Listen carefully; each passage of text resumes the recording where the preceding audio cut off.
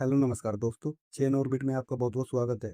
जैसे कि आपको पता है कि हमने कर गया हिस्ट्री का बैच स्टार्ट। हिस्ट्री के बैच में अब तक हमारी 3 क्लास हो चुकी है। 3 क्लास में एक पहली क्लास थी हमारे पाषाणी की, 2 क्लासें हो चुकी है हड़प्पा सप्ताह की।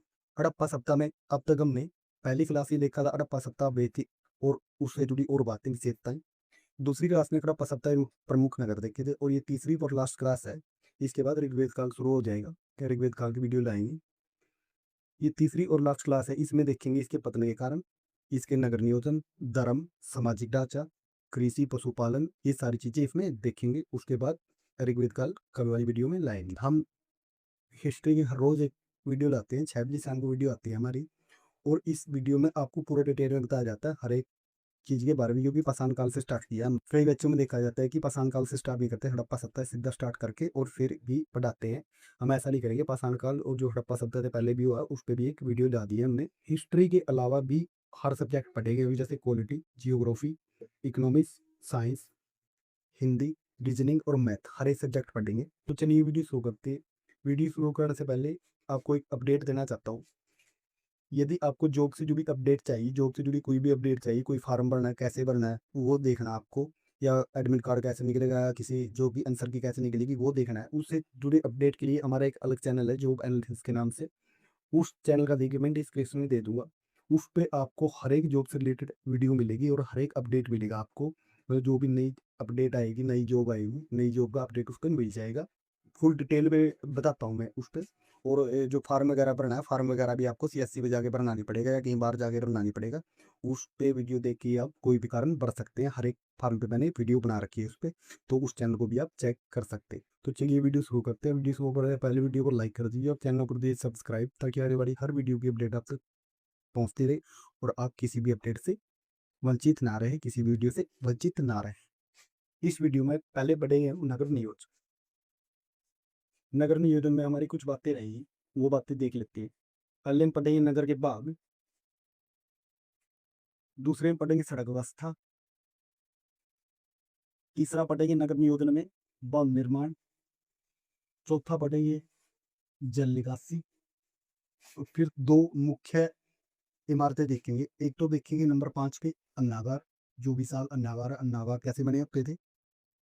और दूसरा होगा हमारा स्नानागार, तो रेड बाग है, उसके बारे में ये बातें देखेंगे हम इसमें नगर नियोजन में। पहले आ जाते हैं बाग पे। बाग, हड़प्पा सभ्यता कोई भी नगर दो भागों में बटा होता था। वो दो भाग होते थे।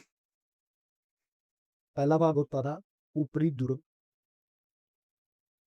और दूसरा भाग होता था निचला नगर। जो ऊपरी दुर्ग में शाही परिवार के लोग रहते थे, शाही परिवार और शाही लोग, और निचले नगर में रहते थे आम लोग। यदि ऊपरी दुर्ग की इमारतों की बात करें तो ऊपरी दुर्ग में पहले तो शासकों के मकान बने होते थे। दूसरा स्नानागार भी इसमें बना था, जो मूल चौधरी का स्नानागार है ऊपरी दुर्ग में बना था। तीसरा अन्नागार, मुख्यतः यही बनी होती थी। ठीक है, ये तीन चीजें ऊपरी दुर्ग में बनी होती थी। और निचले नगर में, निचले नगर की बात करें तो निचले नगर में आम लोगों के मकान और दुकानें बनी होती थी। इस तरह ऊपरी दुर्ग और निचला नगर थे। ठीक, कल मैंने वो बता दिया था, अभी थोड़ा सा बता देते हैं।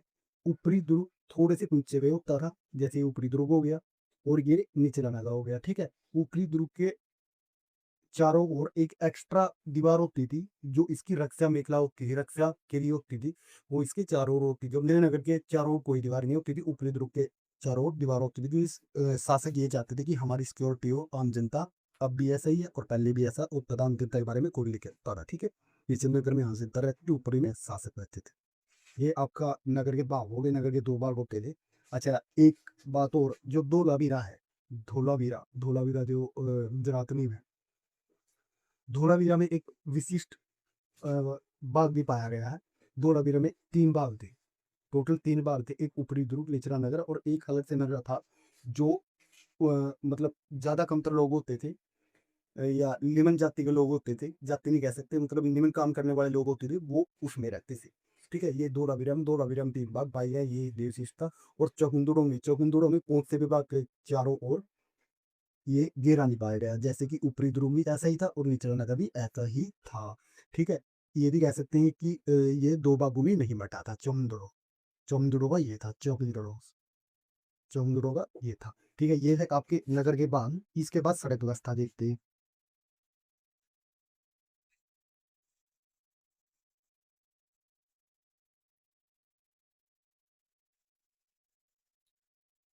साथ साथ नोट भी करते रहिए, अपने नोट्स बना लीजिए।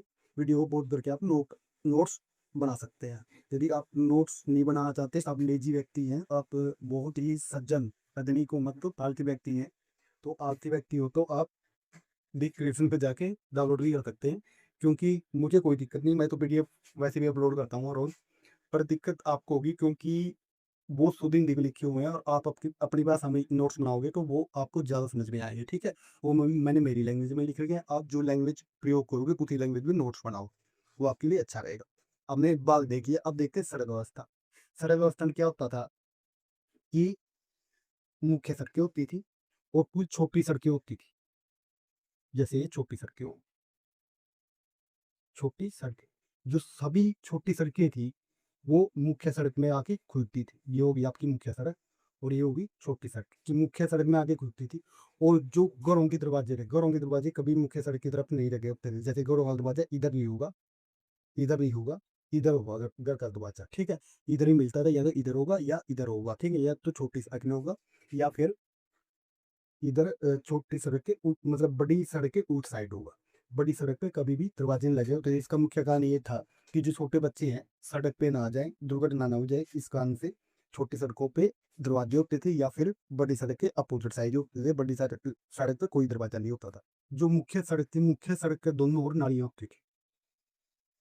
छोटी सड़क के दोनों ओर नालियां होती थी, मगर मुख्य सड़क के भी दोनों ओर नालियां होती थी, बड़े बड़े नाले होते थे, ताकि सड़क पे पानी ना रुक सके, सड़क पे कोई दिक्कत ना आ रही। ठीक है, इस तरह सड़कें थी और सड़कें एक दूसरे को 90 डिग्री पर काटती थी। मुख्य सड़क भी ऐसे ही थी, मुख्य सड़क भी ऐसे थी, 90 डिग्री पे काटती थी। जैसे कि 90 डिग्री हो गया, ये काट रही है, या चौराहा हो गया, ऐसे 90 डिग्री पे काटती थी। और छोटी सड़क भी ऐसे ही काटती थी, जैसे ये छोटी सड़क होगी। ठीक है, तो छोटी सड़क भी ऐसे काटती थी और मुख्य सड़क भी 90 डिग्री पर एक दूसरे को काटती थी। 90 डिग्री ये नोट कर लीजिए। अच्छा, दोनों तरफ नाली ना दे। ये इसकी सड़क व्यवस्था की मुख्य बातें थी। उसके बाद भवन निर्माण की बात कर लेते हैं। भवन निर्माण, भवन निर्माण में मकान एक मंजिला भी होते थे। जैसे ये एक मंजिला मकान हो गया, और मकान दो मंजिला भी होते थे। मकान दो मंजिला भी होते थे। अब ये मत कीजिए क्या था मकान बना दिया, ये मैं समझाने के लिए ना रहे। एक मंजिला मकान ये होते थे, दो मंजिला मकान भी होते थे। जो मकान होता था, एक किसी बंदे का मकान है, तो मकान में क्या होता था, ये आपका पूरा मकान हो गया। मकान में बेडरूम भी होते थे, एक दो बेडरूम हो जाते थे। जैसे ये बेडरूम हो गए, बेड, मेट। रसोई घर भी होता था, रसोई घर हो गया, रसोई घर। उसके बाद टॉयलेट भी होते थे।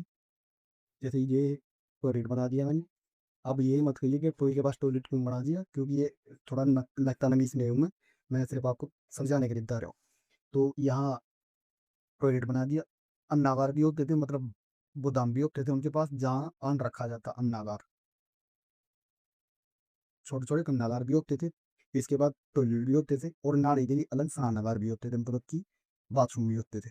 बाथरूम भी होते थे। उसके बाद आंगन भी होता था घर में। ये आंगन हो गया आपका।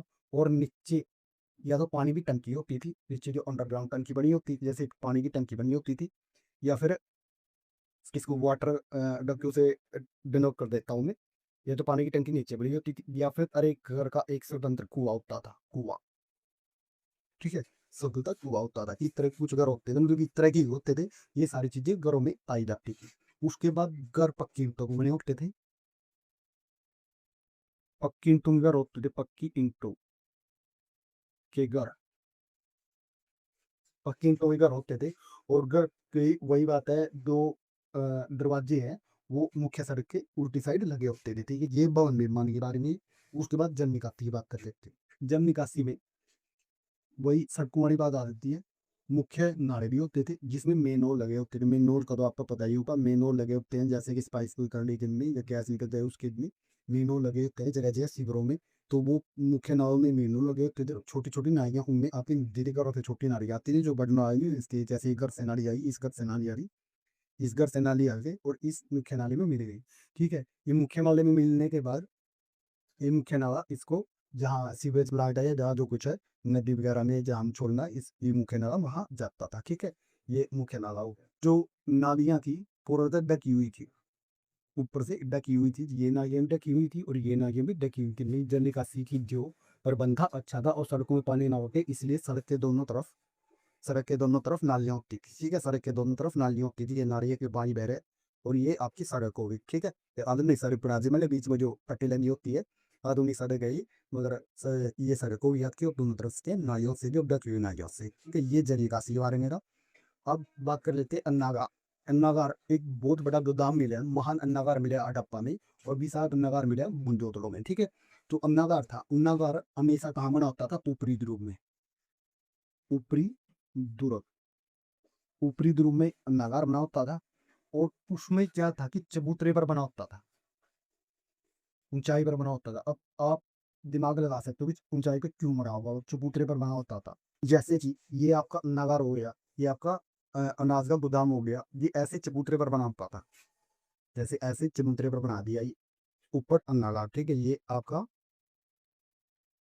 अन्नागार हो गया, अन्न का गोदाम हो गया। ठीक है, ये अन्न का गोदाम मैंने चबूतरे पर बना दिया। चबूतरे पर क्यों बना होता है? जैसे कि बाढ़ आ गई या बारिश आ गई, बारिश के कारण पानी चढ़ गया इतना इतना इतना इतना, और ये बनाओ नीचे, ये चबूतरा ना हो इसमें। ठीक है, पहले ये चबूतरा मिटा ही देते हैं, चबूतरा नहीं है इसमें। और ये पानी आया यहाँ से, ये पानी आया, ये पानी क्या करेगा? ये पानी यहाँ माल गोदाम में बढ़ जाएगा। अरे, अन्न के गोदाम में बढ़ जाएगा, जब अन्न के गोदाम में घुस गया ये पानी, बढ़ जाएगा, सॉरी कि अरे सब प्रयोग कर गया, अन्न के गोदाम में घुस जाएगा। यदि अन्न से गोदाम में घुस गया तो अन्न गीला हो जाएगा, खराब हो जाएगा। इसलिए चबूतरे पर बनाए जाते थे, ताकि चबूतरा है जो ऊंची ऊंची जगह होती है चबूतरा, तो उस पे क्या है कि पानी यहाँ तक रह गया, यहाँ तक रह गया, और पानी अंदर नहीं घुस गया, पानी अंदर नहीं जा सकता, जिस कारण अन्न भी बच गया और काम भी हो। उसके बाद महान स्नानघर की बात कर लेते हैं। जो स्नानघर मोहनजोदड़ो में पाया गया हो कि लंबाई चौड़ाई किस चीज के लिए प्रयोग किया जाता था, वो देखते हैं। तो ग्रेट बात है अपना, पहले इसकी लंबाई चौड़ाई की बात कर लेते हैं। इसकी जो लंबाई है, लंबाई ग्रेट बात है 12 मीटर है। चौड़ाई इसकी 7 मीटर है। और गहराई इसकी 2.5 मीटर है।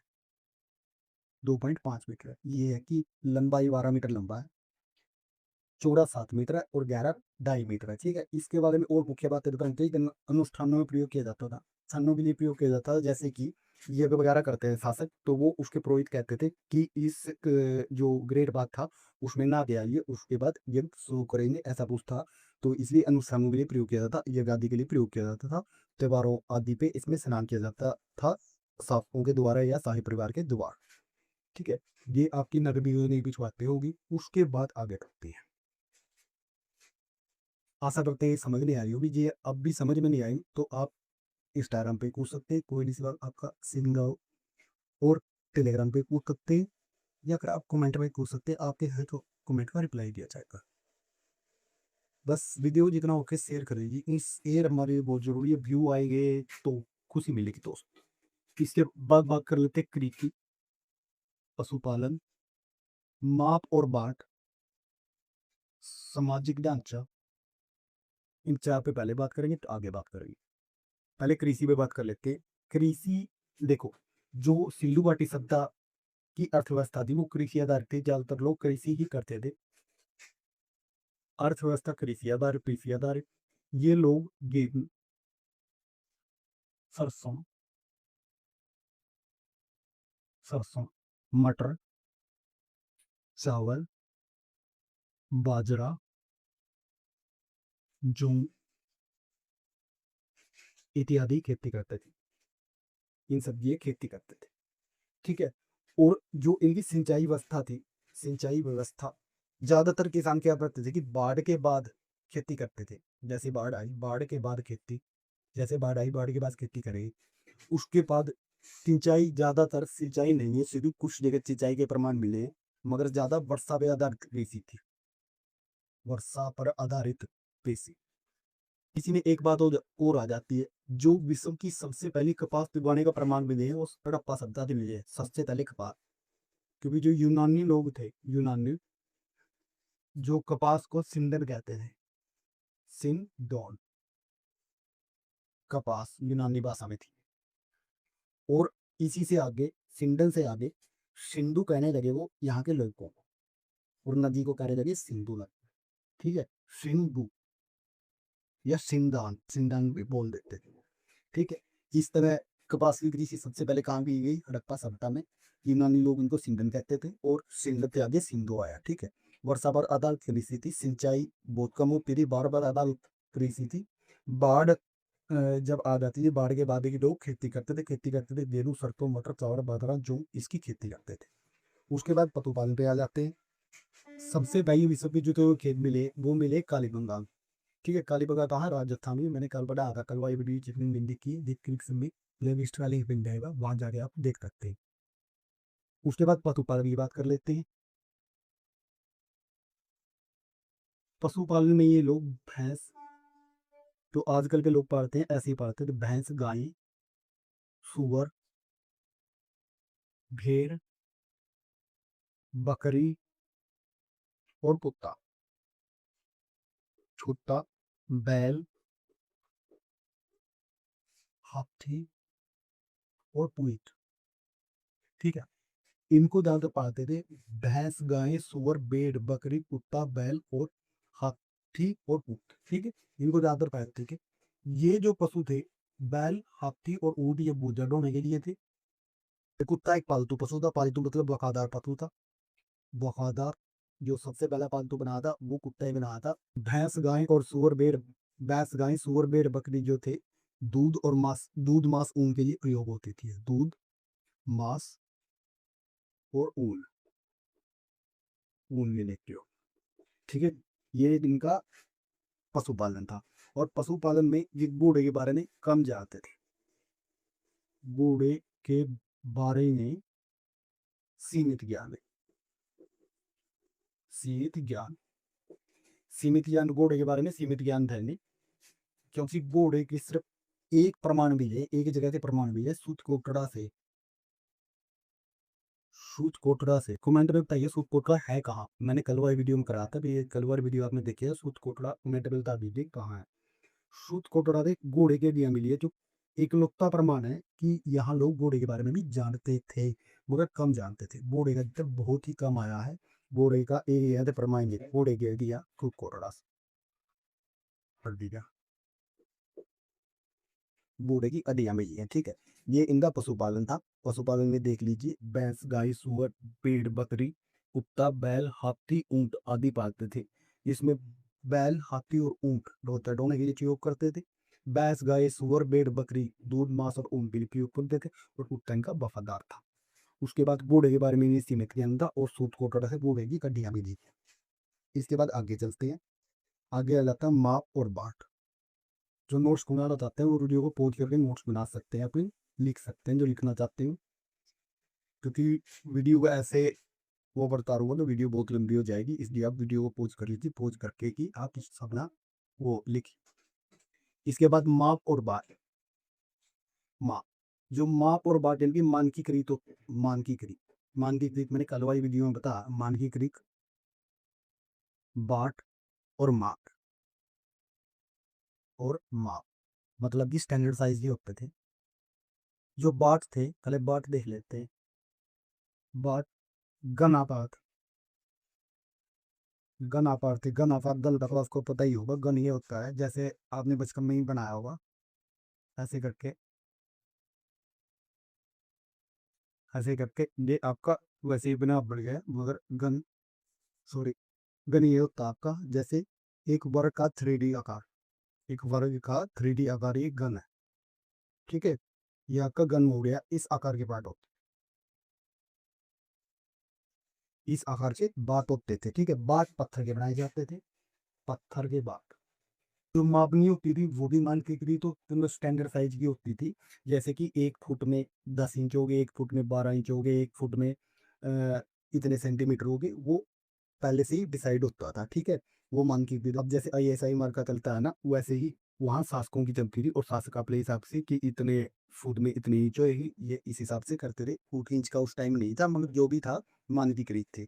उसके बाद एक बात आ जाती है मापने में, लोथल और धोलावीरा से। दो मापनियाँ प्राप्त हुई हैं, दो तरह की मापनियाँ प्राप्त हुई हैं। वो मापनी थी हाथी दांत का पैमाना और सीप का पैमाना। सीप का पैमाना, सीप सीप जो समुद्री जीव होता है उसका पैमाना, ठीक है। हाथी दांत और सीप का पैमाना, ये लोथल और धोलावीरा से प्राप्त हुई है, ठीक है। ये आपको नोट करना है। मानकीकृत बाट होते थे, माप भी मानकीकृत होते थे। जो माप बाट का साइज था वो नादार होता था और पत्थर के बाट होते थे। जो मापनीय लोथल और धोलावीरा से हाथी दांत की और सीप की मापनी प्राप्त हुई और माप भी मानचित्रित होती। ये आपका बाट और माप के बारे में था।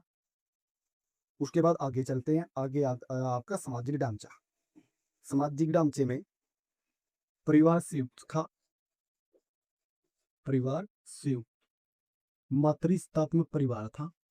मतलब माँ ही घर की मुखिया होती थी, स्त्रियां स्त्रियां घर की मुखिया होती थी। क्योंकि ये कई जगह स्त्रियों की मूर्तियां मिल रही हैं, जैसे मातृ देवी की मूर्ति मिल रहा है या नर्तकी की मूर्ति मिल रहा है। इस बात का प्रमाण है कि मातृत्वात्मक परिवार था और परिवार का मुखिया भी माँ होती थी। परिवार संयुक्त था। उसके बाद लोग जाति व्यवस्था में नहीं बढ़े थे। जाति नहीं, जाति नहीं, बट कर्म करते थे, कर्म में थे। कर्म आधारित समाज, कर्म आधारित समाज था। कर्म आधारित कैसे? कुम्हार भी होते थे, चर्मकार भी होते थे, मतलब अलग अलग पैसे कर लोग होते थे जो अलग अलग काम करते थे, शिल्पी भी होते थे, ठीक है। इस तरह समाज का ढांचा था। उसके बाद आगे देखते, इसको नोट कर दी। इसके बाद आ गया व्यापार। नंबर 2 पे आ गया उद्योग। नंबर 3 पे आ गया मुद्राएं। नंबर 4 पे आ गया लिपि। नंबर 5 पे आ गया धातु कला। इनको एक एक करके समझेंगे। पहला आ गया व्यापार। व्यापार इसका बहुत उन्नत से व्यापार था। व्यापार इसका जो सिंधु घाटी सभ्यता का व्यापार था वो मेसोपोटामिया, मिस्र, अरब, ओमान, कर्नाटक आदि के साथ व्यापार होता था, ठीक है। व्यापार उत्पादन सूती वस्त्र का व्यापार होता था। सूती वस्त्र, रत्न, गोमेद, सोना चांदी इत्यादि, ठीक है। इनका व्यापार होता था। व्यापार इनके साथ होता था। ये कैसे पता चला कि इनके साथ व्यापार होता था? क्योंकि इन सभ्यताओं ने सिंधु घाटी सभ्यता की मोड़ ले ली है और इनकी मोड़ जो बेलनाकार मोड़ है इनकी मेसोपोटामिया मिस्र अरब की, वो मोड़ कहाँ मिली है? सिंधु घाटी सभ्यता में मिली है और सिंधु घाटी सभ्यता की मोड़ इनके यहाँ मिली है। इसलिए इस बात से हिसाब लगा सकते हैं कि व्यापार इनके साथ होता था। व्यापार दोनों तरीकों से होता था, समुद्री मार्ग से भी, समुद्री और सड़क मार्ग व्यापार,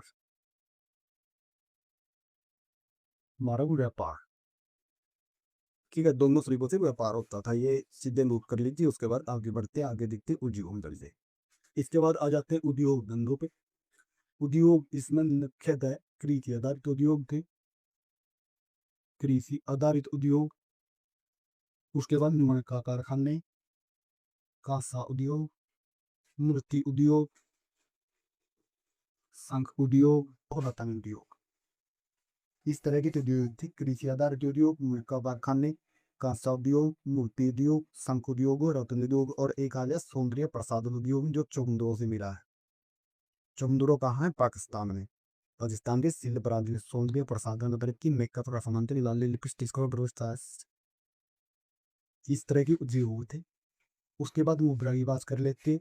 मुद्रा इसकी सेल खड़ी की बनी होती है। जो सील थी सेल खड़ी की बनी होती थी। सेल खड़ी और टेरिकोटा। सेल खड़ी क्या होती है? पक्की मिट्टी, पक्की मिट्टी,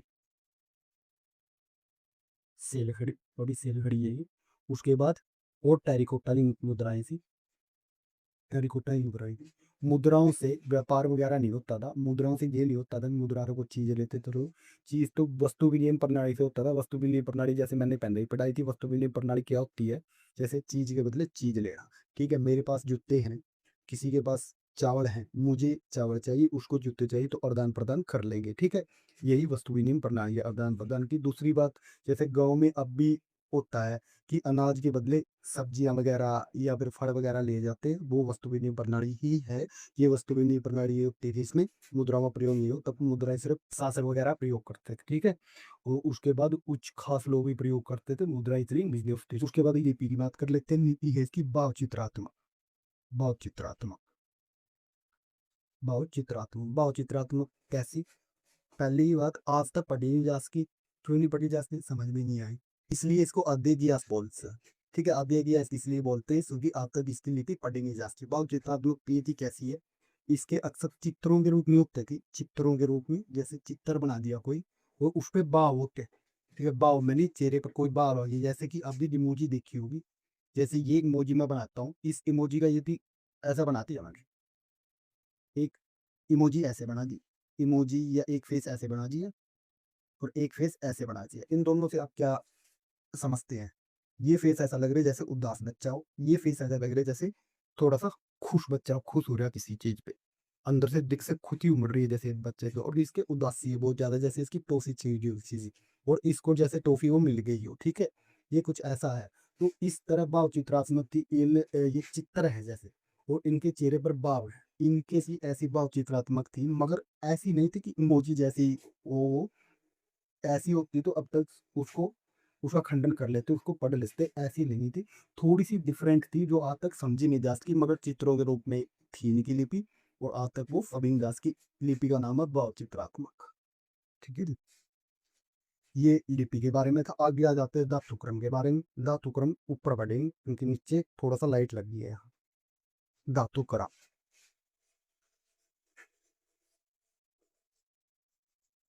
धातुक्रम धातुक्रम के लोग सोना, चांदी, कपसा, तांबा, टीन आदि के बारे में जानते थे, ठीक। सोना, चांदी, कांसा, तांबा, टीन आदि के बारे में जानते थे। और उसका धातुक्रम क्या होता है कि धातुक्रम में जैसे पिंगला के कोई चीज बनाना, सोने की बना सकते थे, चांदी की भी बना सकते थे, कांसे की भी बना सकते थे। कांसा सिर्फ बना ही सकते थे, कांस्य युगीन सभ्यता दी, कांस्य युगीन सभ्यता, कांस्य, ये मैंने पहली वीडियो में बताया था, कांस्य युगीन सभ्यता थी। कांस्य युगीन क्योंकि इसलिए कांसा ज्यादा चल रहा था। कांसा क्या होता है? तांबा और टी इन मिश्र धातु, तांबा प्लस टीन क्या हो गया? कांसा, ठीक है। तांबा प्लस टीन क्या हो गया? कांसा। ये एक मिश्र धातु होती है। इन धातुओं के बारे में जानते थे। लोहे के बारे में कुछ ज्ञान नहीं था मैंने, लोहा, लोहा आयरन के बारे में कुछ नॉलेज नहीं थी। लोहे के ना सबूत पाए गए ना कुछ पाया गया, सिर्फ सोना, चांदी, कांसा, तांबा, टीन के बारे में जानते थे। लोहा के बारे में कुछ नहीं जानते थे, क्योंकि लोहा 1000 ईसा पूर्व में खोजा गया है, मतलब 1000 ईसा पूर्व में मिला है। कुछ तो पहले लोगों के बारे में नॉलेज नहीं थी, सिंधु घाटी सभ्यता के लोगों को लोहे के बारे में नॉलेज नहीं थी। अब हमें कितना देरी है, अब आगे बढ़ते हैं। अब देखिए, पहले देखिए भोजन, भोजन किस प्रकार का करते थे? भोजन। फिर देखेंगे कि वस्त्र, वस्त्र, वस्त्र और आभूषण, वस्त्र और आभूषण, आभूषण। उसके बाद नंबर 3 में देखेंगे मनोरंजन किस प्रकार करते थे? मनोरंजन। उसके बाद नंबर 4 पे देखेंगे कला, इनमें कला क्या क्या, ठीक है। भोजन, भोजन दोनों प्रकार का भोजन था, दोनों, शाकाहारी और मांसाहारी। शाकाहारी और मांसाहारी दोनों प्रकार के लोग थे, दोनों प्रकार का भोजन करते थे। ये बात आपको नोट रखेंगे, ठीक है। ये शाकाहारी लोग भी थे और मांसाहारी लोग भी थे, मछलियां वगैरह पकड़ते थे वो भी खाते थे, शिकार भी करते थे, ठीक। फिर वस्त्र और आभूषण की बात करें तो सूती और ऊनी वस्त्र पहनते थे। वस्त्र सूती और ऊनी, तो और ऊनी, सूती और ऊनी वस्त्र पहनते थे। क्योंकि कपास का पहले जिक्र हुआ, पहले मैंने बता दिया था, कपास को फील्ड बोलते थे यूनानी लोग, तो सूती वस्त्र का भी इंग्लिश थी। और बेटे वगैरह पहनते थे, बेड ऊँट वगैरह पहनते थे, तो ऊनी वस्त्र भी पहनते थे, ठीक है। सूती और ऊनी वस्त्र पहनते थे। उसके बाद आभूषण, आभूषण सोना चांदी के आभूषण पहनते, सोना, चांदी। उसके बाद रतन पहनते थे, रतन के आभूषण पहनते थे, और मणके की माला पहनते थे। एक जगह से मिली है, ठीक है। इस तरह के आभूषण पहनते थे। चूड़ियां भी पहनते थे, जो लेडीज चूड़ियां वगैरह भी पहनती थी, ठीक है। ये काली बंगा से काली चूड़ियां मिली हैं, तो इसलिए उसका नाम काली बंगा है, ठीक है। इस प्रकार के इनके आभूषण थे। और सूती और ऊनी कपड़े पहनते थे। ठीक है, उसके बाद ही मनोरंजन की बात कर लेते हैं। मनोरंजन ये सीमित साधन थे, क्योंकि उस टाइम मोबाइल तो थे नहीं कि मोबाइल से पबजी गेम खेल लिया, फ्री फायर खेल लिया, या फिर वीडियो ही देख ली, किसी नई मूवी आई है वो देख ली। ऐसा कुछ नहीं था, बस ये बेचारे क्या करते थे कि शिकार कर लिया, शिकार, मछली पकड़ना, मछली पकड़ना। उसके बाद डांस वांस करा लेते थे, उसके बाद डांस वांस कर लेते थे, नृत्य कर लेते थे, नृत्य कर लेते थे। उसके बाद संगीत वगैरह गा लेते थे। ठीक है, ये इनके शौक थे, मनोरंजन ये था इनका। शिकार करते थे। ठीक है, खाली टाइम में क्या मनोरंजन के लिए करते थे, शिकार करते थे, मछली पकड़ लेते थे मनोरंजन के लिए। अच्छा, वैसे ही एक जीव की जान लेना ही इनके लिए मनोरंजन था। चलो कोई बात नहीं, वो अपनी अपनी सोच हो जाती है। उसके बाद नृत्य, नृत्य कर लेते थे या करवा लेते थे। वो हमने देखा नहीं, टाइम मशीन बने हम जाके देखे किस प्रकार का नृत्य करते थे। मतलब थोड़ा हाथ ठुमके लगाते थे, या फिर पंजाबी गानों पे डांस करते थे, या फिर इंग्लिश पसंद थे इन्हें। वो टाइम मशीन होती हुई देखते उसमें, मगर टाइम मशीन ये क्या करें, शौक शौक ही रह गया। चलो, उसके बाद संगीत का भी शौक था, गा बजा लेते थे। ठीक है, गा बजा देते, मासूम शर्मा के गाने भी गाते थे। इसके बाद हनी सिंह के भी गाते सुने कई बार, एक किताब मिली है इनकी, उसमें हनी सिंह के कुछ रैप लिखे थे इन्होंने। संगीत भी सुन लेते थे, रेडियो वगैरह था इनके पास, मोबाइल में लीड लगा के सुनते थे। ठीक है, ऐसा कुछ नहीं है, थोड़ा सा मैं वैसे मजाकिया तौर पे बोल रहा हूँ। संगीत वगैरह ये सुनते थे, गाते थे, मनोरंजन में नृत्य करते थे, नृत्य करवाते थे, मछली पकड़ते थे, सिसाब। उसके बाद कला की बात कर लेते हैं। कला में ये मूर्तियां बनाते थे। मूर्तियां के अलावा ये मोहरे बनाते थे, मोगरे, या फिर मुद्राएं, आभूषण बनाते थे। ये इसमें कला थी। उसके बाद आभूषण के बाद ये बनाते थे कपड़े, वस्त्र, ये भी एक कला थी। ठीक है, और टेरिको, और बर्तन, बर्तन, ये इनकी कला थी। ठीक है, कला और शिल्प में आ गया मूर्तियां, मोहरे, मुद्राएं, आभूषण, वस्त्र और बर्तन। और उसके बाद पत्थर की प्रतिमाएं, पत्थर की प्रतिमा, पत्थर प्रतिमा। पहले भोजन दोनों प्रकार का करते थे, शाकाहारी और मांसाहारी दोनों प्रकार का। वस्त्र भी सूती ऊनी पहनते थे, आभूषण में सोना चांदी रत्न मीठी चूड़ियां पहनते थे। मनोरंजन में शिकार कर लेते थे, मछली पकड़ लेते थे, नृत्य कर या करवा लेते थे, और संगीत सुन लेते थे या गा लेते थे। उसके बाद कला, कला में मूर्तियां बना लेते थे, मोहरे बना लेते थे, मुद्राएं, मुद्राएं बना लेते थे, आभूषण बना लेते थे, वस्त्र, बर्तन और पत्थर की प्रतिमाएं बना लेते थे। ये में कला थी। उसके बाद कुछ और बातें रहेगी, जैसे धर्म से जुड़ी बातें रहेगी, धर्म किस प्रकार का करेगा, इसके बाद वो देखते हैं। धर्म और मान्यता है। इनका वो खास धर्म नहीं था, ये नहीं था कि इनका हिंदू धर्म था, मुसलमान धर्म था, सिख धर्म था, एक क्रिश्चियन धर्म था, कोई धर्म नहीं था इनका। इनका ये पृथ्वी के प्रेमी लोग थे। ये पूजा भी किस चीज की से देखो, नंबर एक, मातृ देवी की पूजा। मातृ देवी किसकी, धरती की पूजा, मातृ देवी। उसके बाद नंबर दो, वृक्ष पूजा, वृक्ष पूजा, वृक्ष पूजा। नंबर तीन, अग्नि पूजा। नंबर चार, जल पूजा। और नंबर पांच, पशुपति पूजा। ये इस प्रकार की पूजा ही करते थे। पूजा ही मान रही ऐसे कि मातृदेवी की पूजा करते थे, वृक्ष की पूजा करते थे, अग्नि की पूजा करते थे, जल की पूजा करते थे, पशुपति की पूजा करते थे। मतलब प्रकृति प्रेमी लोग थे। प्रकृति प्रेमी। अच्छा, इसके बाद किए गए दाह संस्कार की बात कर लेते हैं। दाह संस्कार भी अंतिम संस्कार पौरी। अंतिम संस्कार में दो तरह के अंतिम संस्कार पाए जाते हैं। में एक तो कहीं मानता है मेरी जड़ाने की, और बहुत जगह मानता है मेरी दफनाने की। जैसे लोथल में द्विगुण समाधान था, जो इकट्ठे पुरुष और मादा दफनाए जाते थे। सूत का गेंडोर में कलश समाधान था। रोपड़ में बुट्टे के साथ इंसान को दफनाने की प्रथा थी। इसी प्रकार दफनाने की प्रथा थी। अंतिम संस्कार में पर जलाने की प्रथा थी। दो तरह की प्रथा पाई जाती तो जगह के अनुसार था कि कौन क्या कर पा। ठीक है, हमें इस पे नहीं जाना कि किस धर्म के लोग थे। हमने जो सच्चाई है वो देख लेनी। ये प्रकृति प्रेमी लोग थे, ना ये हिंदू थे ना ये मुसलमान थे, ये प्रकृति प्रेमी लोग थे जब। ठीक है, इसके बाद ये धर्म और मानते होगी। इसके बाद इसके पतल की बात रहा कि पतल कैसे हुआ। देखिए, हमने सारी हड़प्पा सभ्यता पढ़ ली। मतलब आप देख लीजिए तो पतन किस प्रकार हुआ, क्यों पतन हुआ, इतने सभ्य नहीं, इतने एडवांस लोग उस जमाने के अनुसार एडवांस थे, उनके पास जल निकासी की सुविधा थी, नगर नियोजन की सुविधा थी, मतलब हर चीज का ज्ञान था, और फिर भी ये नष्ट कैसे हो गए।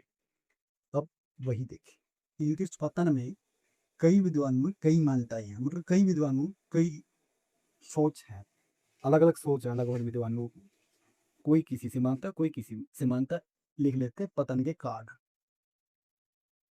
नंबर एक जो कारण मानते हैं, कुछ विद्वान मानते हैं बाढ़ रहा है इनका काम, बाढ़।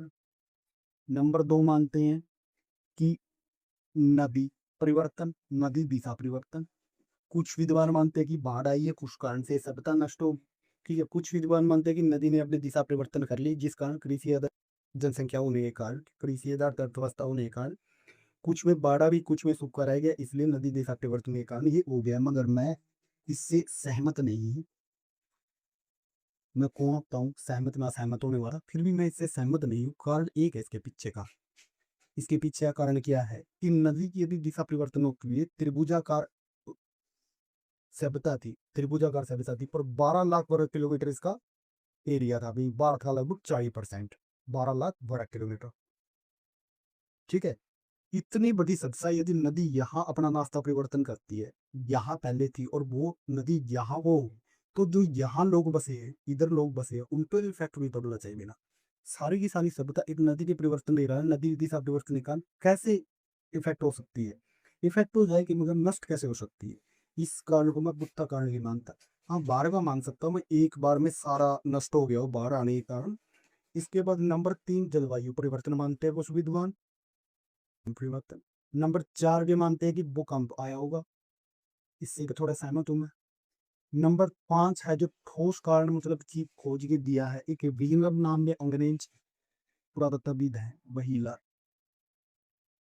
जिसने कहा है कि आर्मियों का आक्रमण। ठीक है, कुछ लोग मानते हैं कि बाढ़ के कारण नष्ट हुए, कुछ नदी दिशा परिवर्तन, जो बस थोड़ी सी पछती नहीं है नदी दिशा परिवर्तन वाले। जलवायु परिवर्तन का मानते हैं कुछ लोग, जलवायु परिवर्तन क्यों, कि सूखा पड़ने लग गया, बारिश नहीं हुई, इसलिए कृषि प्रधान व्यवस्था थी, यदि कृषि प्रधान होगी तो सूखा पड़ने के बाद क्या होगा, उनकी कृषि नष्ट होगी, हुई कृषि यदि नष्ट हो जाएगी तो वो कहाँ से अपना पेट पाएंगे। ठीक है, इस प्रकार नष्ट हो सकती है। भूकंप के कारण भी हो सकती है, मगर भूकंप हर जगह नहीं आ सकता। ठीक है, भूकंप एक बार में हर जगह मैं तो मानता नहीं कि आया होगा, चलो जो भी कारण रहे हो। मगर व्हीलर मानते हैं कि आर्यों का आक्रमण हुआ है इन पे और आर्यों ने इनकी सभ्यता को नष्ट कर दिया। ठीक है, ये भी थोड़ा सा जिसका कारण है। उसके बाद जो वर्तमान मत है इसका नष्ट होने का, वर्तमान मत, वर्तमान मत क्या कहलाता है, वर्तमान मत क्या कहता है कि बाढ़, जलवायु परिवर्तन और बाहरी आक्रमण तीनों कारण रहेंगे, संयुक्त कारण, बाहरी आक्रमण संयुक्त, संयुक्त कारण रहे हैं इनके, अकेले किसी चीज से नष्ट नहीं हुआ। हाँ, इससे मैं सहमत हूँ कि वर्तमान वर्ष में जो कहा जाए कि बाढ़ आई हुई जलवायु परिवर्तन भी साथ में हुआ, साथ में भारी आक्रमण हो गए, जिसके कारण ये पूरी की पूरी सभ्यता एक बार में नष्ट होगी। ठीक है, ये मैं मान सकता हूँ, ये इसके पतन के कारण से, इनको नोट कर लीजिए। और ये आपकी हड़प्पा सभ्यता की लास्ट वीडियो थी। हड़प्पा सभ्यता लगभग समाप्त हो चुकी है। आप यदि आपको इसके नोट्स चाहिए तो आप डिस्क्रिप्शन में जाके टेलीग्राम चैनल से जुड़ सकते हैं। आपको पूर्ण नोट्स मिलेंगे इसके, पाषाण युग के भी और हड़प्पा सभ्यता के भी पूरे नोट्स मिलेंगे। और उस नोट्स में इससे अलग भी जो मैंने पढ़ा रहा है, उससे अलग भी आपको तथ्य मिलेंगे, जैसे कि आप पूरी की पूरी पढ़ लोगे, जहाँ तक मैंने पढ़ा दिया अगर वो ये सारा पढ़ा दिया मैंने उसमें। मगर उसके बाद वन लाइनर तथ्य दे रखे, वन लाइन फैक्ट भी दे रखे हैं। एक एक एक लाइन की जैसे फैक्ट है, सबसे पहला खुद जगह नगर कौन सा है वो फैक्ट देख है, तो एक एक लाइन के फैक्ट दे रखे। उस लाइक उसमें आपका क्या होगा, जैसे नोट्स देखोगे, एक तो आपने वीडियो देखी, वीडियो देखने के बाद आप नोट्स डाउनलोड करोगे, नोट्स जैसे डाउनलोड करोगे आप पूरा पढ़ोगे। पूरा पढ़ने के बाद जब फैक्ट देखोगे उसके नीचे के, तो क्या होगा कि आपका 3 बार रिवीजन हो जाएगा। ठीक है, एक बार आपने वीडियो देखी, 2 बार आपका रिवीजन हो जाएगा। उससे क्या होगा कि आपका ये टॉपिक पक्का हो जाएगा। हर एक टॉपिक के साथ ऐसा करूंगा मैं कि नोट्स में पीछे फैक्ट भी दूंगा। यहाँ निपटा हुआ कि यहाँ दोबारा हो जाएगा, रो रिपीट हो जाएगा, रिपीट हो रेट में फायदा नहीं है, वीडियो लंबी चली जाएगी। ये थी आपकी हड़प्पा सभ्यता। कल करेंगे हम ऋग्वैदिक काल, ऋग्वैदिक काल स्टार्ट करेंगे। यदि आपको वीडियो अच्छी लगी तो वीडियो को लाइक कर दीजिए और चैनल को कर दीजिए सब्सक्राइब। और साथ ही साथ इस वीडियो को इतना शेयर कर दीजिए, कम से कम 1 लाख व्यू तो आ ही जाए। आइए नहीं, मुझे पता है, क्योंकि अभी शुरुआत की है, अभी मुश्किल है, मगर आप चाहोगे तो हो जाएगा। सपना देखने में क्या जाता है, सपनों को कहाँ टैक्स लगता है इस देश में। इस देश में यार कहीं नहीं लगता, इसलिए सपना देख सकते हैं कि 1 लाख व्यू आ जाए, दिल खुश हो जाएगा। 1 लाख व्यू आ गए तो ठीक है जी, चैनल मोट कराएँगे आप ही, आपसे आस है। इसलिए वीडियो को जितना हो उसके शेयर करिए, लाइक करिए। और लास्ट में एक बात कहना चाहूँगा, यदि आपको जॉब से जुड़ी अपडेट चाहिए, तो जॉब से जुड़ी अपडेट के लिए हमारे दूसरे चैनल जॉब एनालिसिस से जुड़ जाएँगे। उस चैनल का लिंक भी मैं डिस्क्रिप्शन में दे दूँगा, पीडीएफ का लिंक भी आपको डिस्क्रिप्शन में मिलेगा। तो अंत में यही कहना चाहूँगा, वीडियो को जितना हो उसके शेयर करिए, वीडियो को जितना हो उसके लाइक करिए, कमेंट करिए। और लास्ट में मैं हर एक वीडियो की तरह एक क्वेश्चन पूछता हूँ आपसे, जो इसी वीडियो से रिलेटेड है। ये जो आपने वीडियो पढ़ी है, पहले की वीडियो में भी ऐसा करा है मैंने कि लास्ट में एक क्वेश्चन ज़रूर पूछा है। लास्ट का आपका क्वेश्चन है, जो महान स्नानागार है मोहनजोदड़ो का, उसकी लंबाई कितनी है? आपको ये कमेंट में इसका उत्तर देना है। ये सवाल ऐसे ही हर रोज़ पूछता हूँ। ये आपने वीडियो पूरी देखी होगी तो कमेंट में सही जवाब देंगे आप। तो चलिए मुझे दीजिए इजाज़त, और लास्ट में यही कहूँगा, वीडियो को लाइक कर दीजिए जितना हो सके, क्योंकि आप लाइक करोगे तो मुझे मोटिवेशन मिलेगा। मुझे जितना मोटिवेशन मिलेगा, आपके हर एक सब्जेक्ट वीडियो लाता रहूँगा। मैं हर रोज़ लाऊँगा वीडियो, आप लाइक करते रहिए, मेरा हौसला बढ़ाते रहिए, मैं पूरा सिलेबस करा दूँगा आपका। आपको कहीं भी दिक्कत नहीं आएगी कौन से भी एग्ज़ाम में। धन्यवाद।